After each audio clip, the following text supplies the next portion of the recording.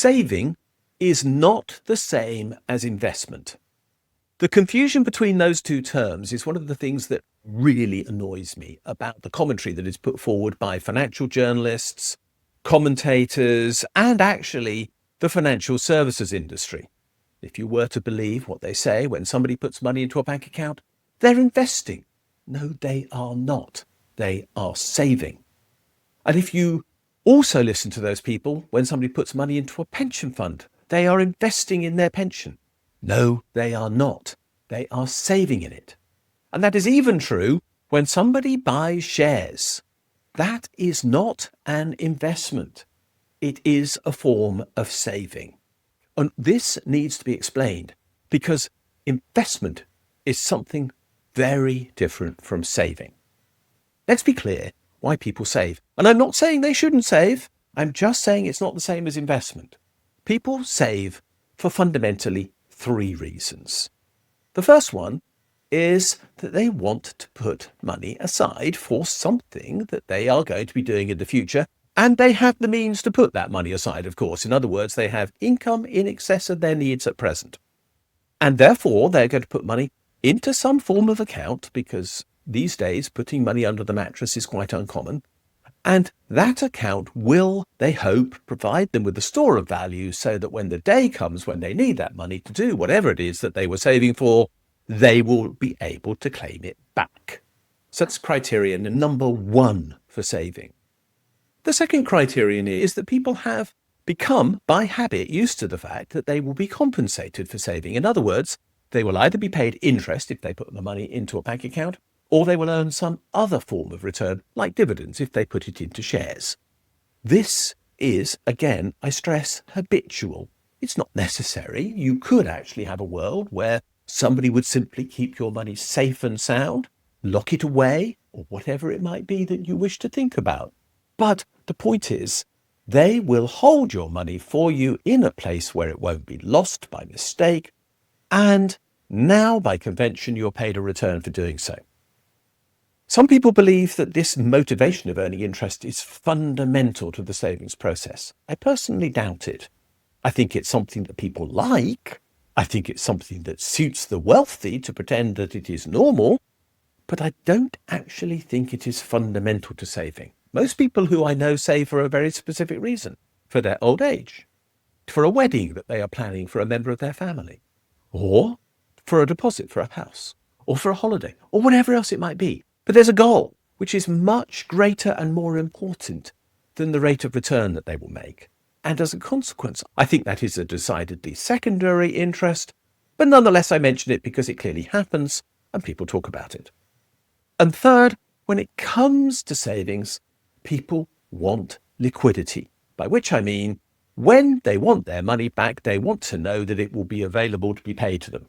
They might agree that they will lock their money up for a fixed period of time, in which case they will only get their money back at a fixed date in the future. But on that fixed date, they will still want to know that whoever they put their money with can repay it. If they have it in an on-demand account, then they want it now, if that's what they decide they need. This, again, is a fundamental part of savings. We might put money away for the future, but we do definitely want to know that we'll get the money back. Put those 3 things together and you understand most things about savings. But the fundamental point about savings is that they are financial transactions. The money that is put aside and the money that is returned are all for the benefit of the person who has saved. Precisely what use is made of the money whilst they pass it to somebody else for a period of time, whilst they don't need it, is not a matter of great concern to most savers. In fact, I would suggest that in the vast majority of cases, they are utterly indifferent to what use is made of that money, and the evidence of the financial markets suggests that is the case. There are things like ethical savings funds and green investment funds and so on, but frankly, they don't appear to appeal to many people. Most people simply put their money in their own bank or in another bank if it happens to be offering a higher rate of interest, or they need to spread cash around because they've reached the £85,000 limit in the UK where a bank account is guaranteed by the government, or whatever other reason they might have for spreading their cash between institutions. But the point is, they're actually simply looking for a safe place to save where they know they'll get their money back. They probably never ask the question about what the bank does with that money, which is a good thing because actually the bank does nothing with that money. I'll come to that point again in a minute. The same point arises with regard to share-based saving. The vast majority of people who save in shares in the UK, whether it be in their own name or whether it be through their pension fund, are actually pretty indifferent as to which shares their money is put into. In fact, most of them would just like whoever they save their money with to put it into a mix of shares, which broadly means that they'll get a result equivalent to that on the Financial Times share index in the UK, the FTSE 100, or if they're in the States, the S&P 500, or whatever else. They will basically be doing a tracking fund. And therefore, precisely which companies the shares are put into is something about which they will have very little knowledge indeed.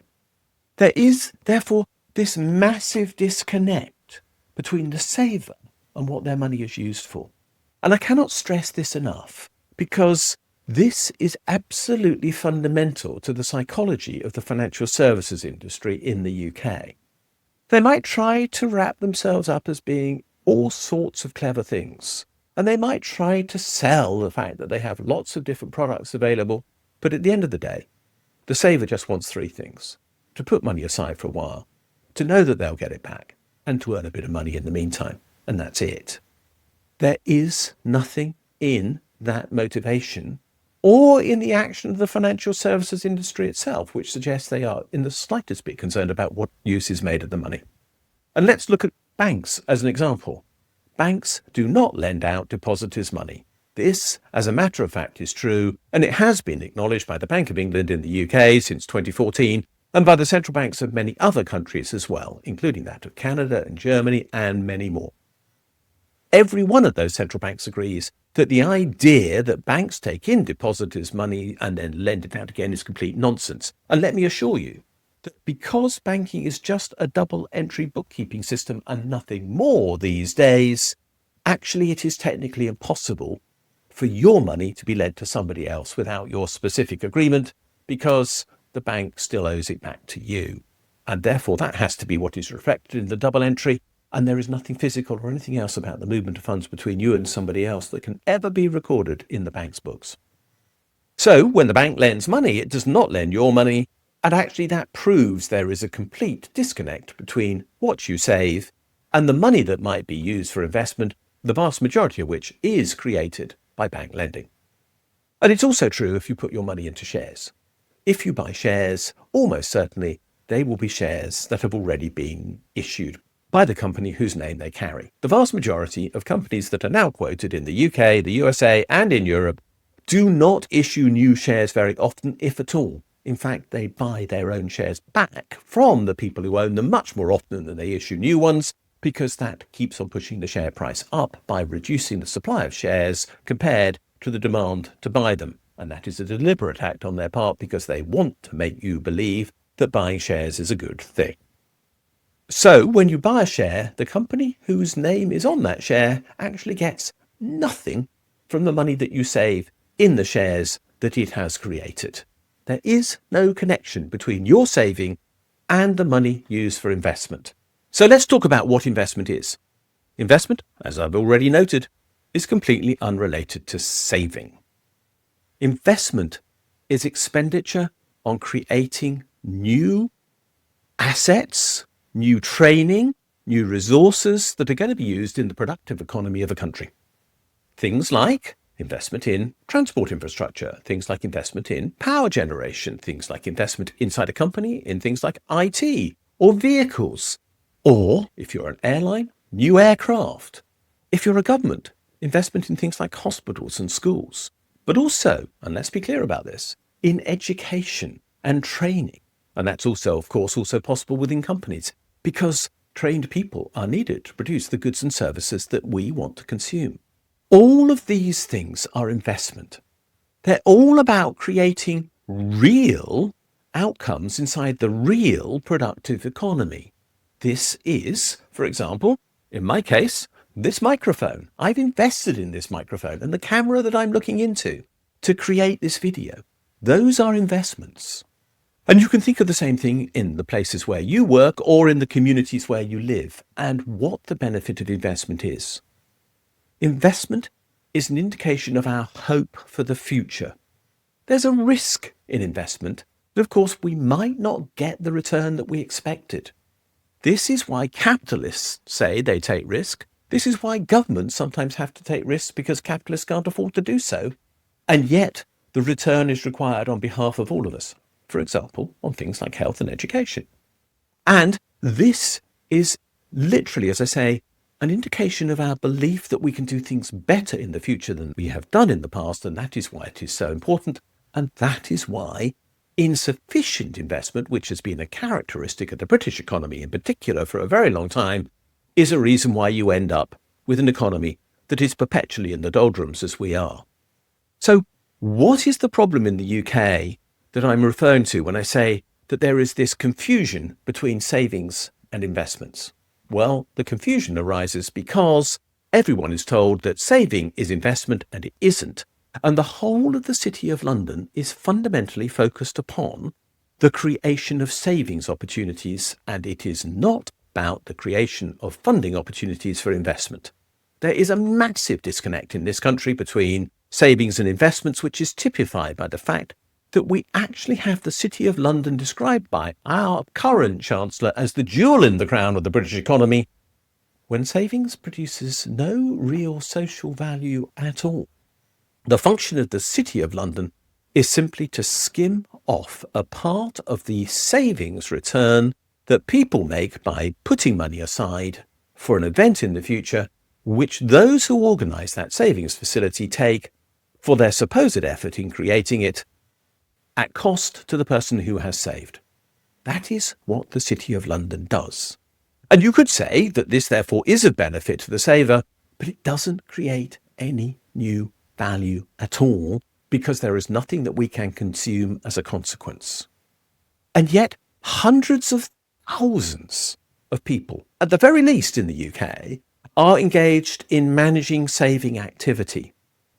It's actually quite possible that as many people in the UK are involved in the direct management of savings as are involved in the direct management of investment. And yet investment is the thing that we really require to create value for society. And so great is our disconnect that we put the emphasis on saving and not on investment. And that's because the City of London has made itself incredibly rich by talking about savings as if it is investment and as if there is social value in it, when in fact they know they're misrepresenting the truth really, because there is no social value to the activity that they undertake whatsoever, as was once famously said in a report presented to government after the failure of the City of London in the 2008 financial crisis. So, what have we got to do if we are going to put things right? Because we are blighted in the UK by having an excess of savings, and that's because we have such massive wealth disparity between people in the UK, meaning that some have far too many savings for their needs and others have none at all. And we have this socially useless activity taking place in the City of London to try to service those who have excess savings, when in practice we have insufficient investment. Well, first of all, we have to reconnect investment and savings. In other words, people need to be presented with savings accounts which are guaranteed to actually result in an investment activity taking place. So I have, for example, suggested that ISA accounts in the UK should only be available if the funds in question are used to invest in the green transition in this country, which will require massive investment in new energy systems, new transport systems, flood systems, things like solar power, you name it, we've got a need for it. Changing the way even that we produce our food, because that will be a part of that energy transition as well. We need that absolutely direct connection, and it would be possible to ensure that the capital that is saved in ISA accounts by ordinary people could be used to fund that transition. We could literally reconnect savings and investments. We could also require that the people who hold savings are accountable for the use that they make of them. So banks should be required to write to those who save money with them to say, what have they done with the money that they have on deposit, and to explain precisely why, first of all, they don't lend that out, and secondly, to explain their investment policy as well. Thirdly, we actually do need to look at whether we need to reform the City of London. It is far too big in proportion to the size of the UK economy for the benefit of the country as a whole. We are simply wasting good resources, and in particular, people with talent who are sucked into the city because they can earn so much there, but who add no value for society as a whole as a consequence. So we have to wonder whether it is time to actually tax financial services more heavily because they do not add value for us. We also have to look at the tax relief available for savings. ISAs, as I've already mentioned, should be reformed so that there should be a direct connection made between ISA saving and real investment. And if so, tax relief in that case would be justified. But we spend nearly £70 billion a year, a massive amount, bigger than the defence budget, for example, on subsidising pensions in the UK. And yet the vast majority of pension savings money has no connection with investment at all. It is simply dead money saved in second-hand shares or second-hand property or cash, which produces no real value whatsoever. So we need to reconsider why we are spending £70 billion a year to subsidise something which produces no added value for the economy at all. And that means that we also need to make pension funds accountable for the use that they make of funds so that we can understand precisely what investments they do fund. And I mean investments they do fund and not savings that they make.